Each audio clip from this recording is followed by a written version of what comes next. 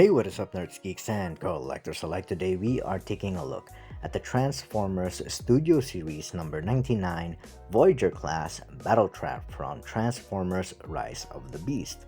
Starting off with the packaging, here we have the windowless box, and front and center we have an artwork of Battletrap. At the top we have Transformers Rise of the Beast, and the same old labels except that he is number 99 and his name is Battletrap.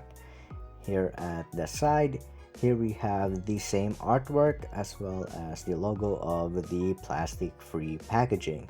At the back here we have our obligatory product shots and no bio in order to avoid spoilers. At the side here we have a close-up of the same image that is at the front.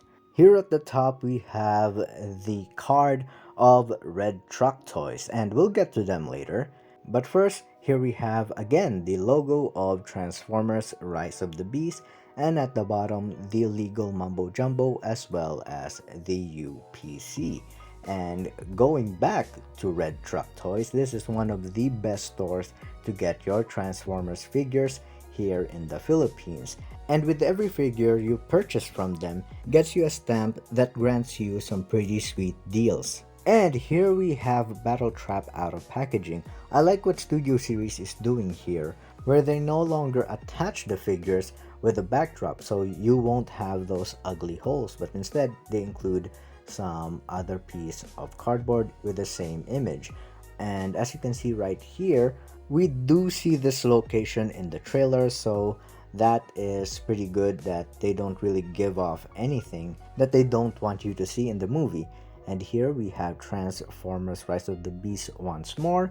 Here we have 99, and at the side here we have the Autobot logo with the Transformers text.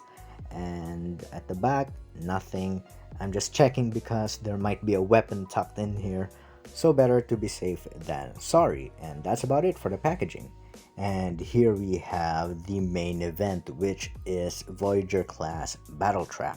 Now, taking a closer look at the figure, let's start off with the head right here. And I am missing some paint there at the nose.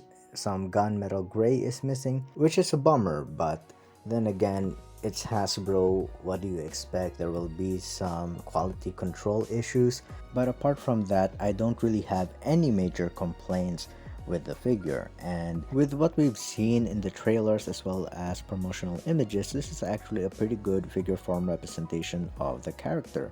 And truth be told, I'm more interested with the designs of the Terracons rather than the Autobots and the Maximals. And here is actually one of my complaints. We don't really get a good look of Battletrap in the trailers, so I can't really say how accurate these kibble at the arms are, but as is, I don't like them because they are very intrusive with the overall design as well as the posability. So as is, I don't like them unless they are accurate, which we can only determine if we get a better look at Battletrap. And here we have his only accessory, and this is a wrecking ball. I don't know if this is a reuse from Legacy Bulkhead since I don't have that figure, but this is the only accessory that Battletrap comes with. So what you want to do is just open this and tab it on his hand. Here's a better look of how that plays out, and then you just close this, and there you have Battletrap with his weapon. In his artwork, Battletrap is depicted wielding a flail, and I configure this in a way where this will slot in, and this looks like it could pass on as a flail, as if he is waving this thing around.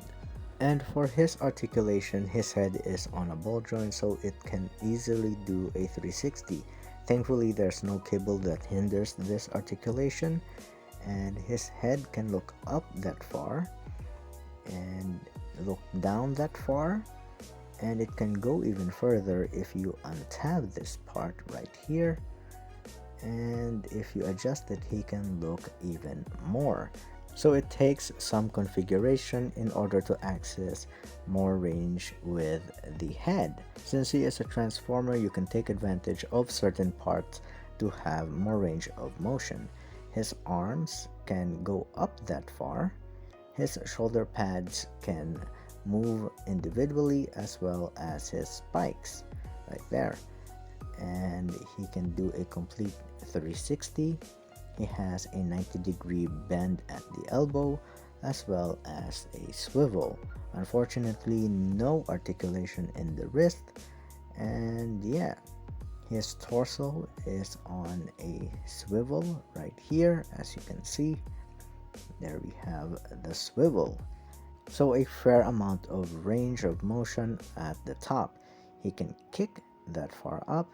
He can move his feet that far, but if you negotiate with the kibble, it can go even further. Now let's fix this up, and here he can do the splits fairly well, which is more than I can say for other Transformers figures. He has a upper thigh swivel which is pretty tight, so that's something to keep in mind. His knees can go more than 90 degrees, and his feet does have a pretty good pivot right here, but that's more for the transformation, but I'll take what I can get. And that's as high his feet can get, but it does have a pretty good range at the bottom. For Battletrap's scale, he stands about 6.5 inches tall. And here we have Studio Series Bumblebee Movie Optimus Prime and Studio Series Transformers Rise of the Beast Bumblebee. So you get a better idea of how they scale with each other. Now let's move on to the transformation.